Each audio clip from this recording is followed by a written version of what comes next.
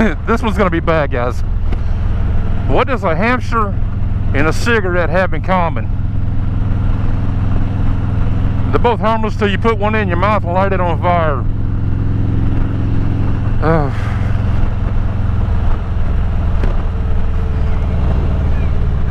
Damn.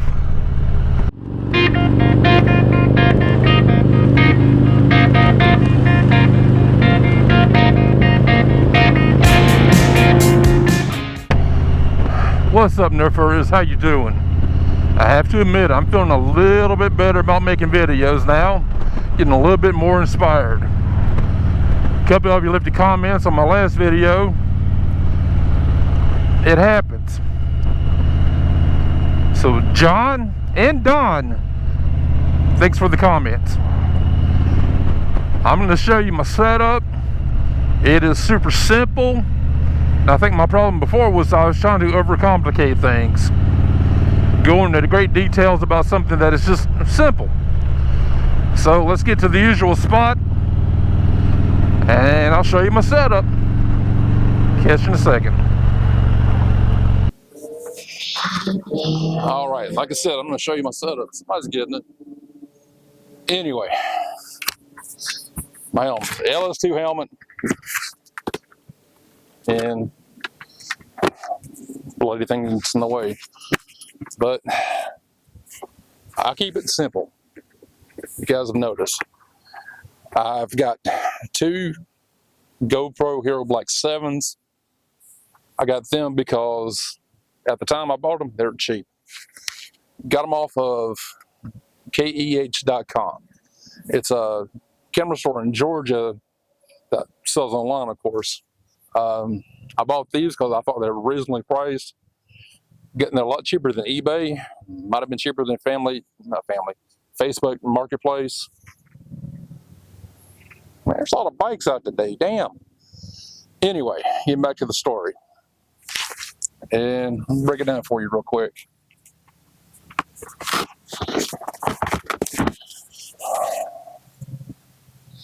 This is the base. Right here, I got a rounded plate mounted onto the helmet. I've seen people use hair dryers to activate the adhesive padding. Me, I use the clamp, just like that. Had the helmet for 3 years now. Haven't lost anything. Behind it, I've got some Velcro. I do that.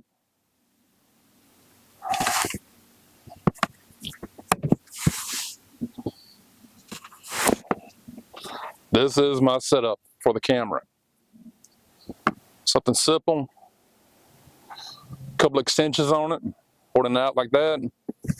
Let me get you like this right here. And you're way out there, aren't you? But this. And of course I had to get a mic adapter. Got Velcro on one side, but this is my right side cheek pad. Get a little bit better right there. But it's just a gooseneck microphone, TRS plug. Do have a dead cat on it. Keeps the wind noise out of it. But let me snap it back in real quick. So this is the camera with the mic adapter plugged in. Just put it into the, what the hell do you call these things? There's another reason I didn't do this very well. Cannot remember what the hell these things are called. The rounded mount that you put on the helmet. So there you go, basically. It's just real simple. You can see the inside, hopefully very well, or fairly well. That's my helmet setup. Now for the handlebar,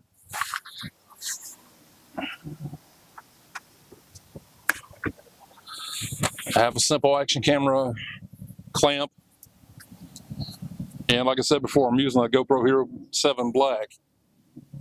And I've got this on an Ulanzi magnetic mount. Let me turn this on real quick and I'll show you what I'm looking at with this. But this is my setup on the handlebar. It is just clamped on. This is a 6-inch extension with the female end of the Ulanzi magnetic mount. And what that does,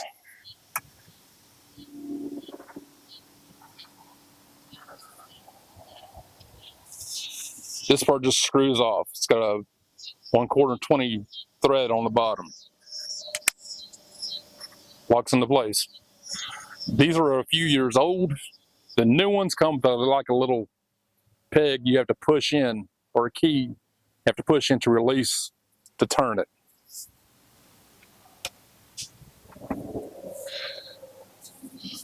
To me, these are just much simpler. So when I stop to get something to drink or go inside somewhere, I can just pop this off, throw it in the saddlebag. But now let's get to how I edit the photos. All right, now let's get to how I edit the video.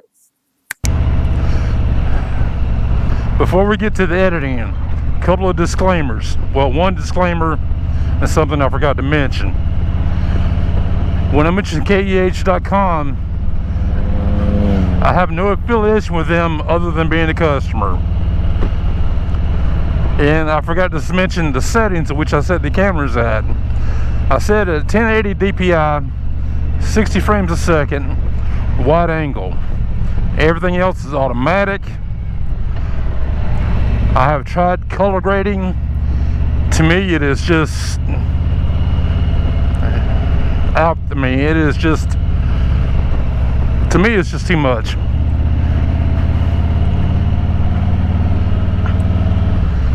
If I'm trying to be cinematic with it, yeah, I get it, but I'm not trying to be cinematic. But let's get back to the ride. Let's get back to the video. All right, right now you're probably watching this video in my editing software. This is Davinci Resolve software is what I use. Over here you can see what's called the media pool. It has the video clips in there, like 1 and 2, however I have it numbered.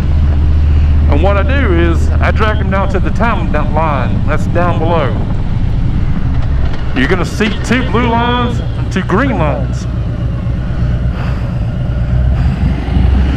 The blue lines are the video. The green lines are the audio. And what I do to sync everything up is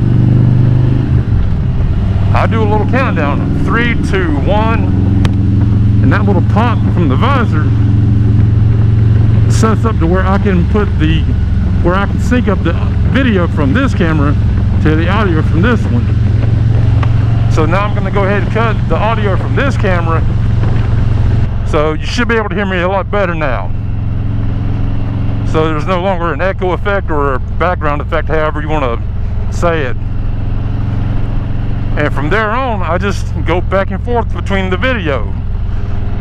I have 1 line of audio. I usually don't have any issues. And of course, you can always add music, sound effects, add another video, however you want to do it. I do like the software. It is fairly easy. It has to be easy if I can do it. I am not a tech guy by any means. I can edit a base. Can't talk worth a shit, but I can edit a video basically.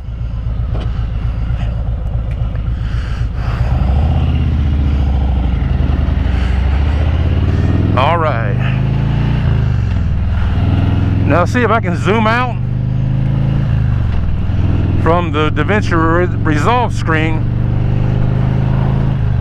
to the full-size video of this. And that's all I like to say. Wherever I go or whatever I do next, I hope you're there with me. Until then, peace.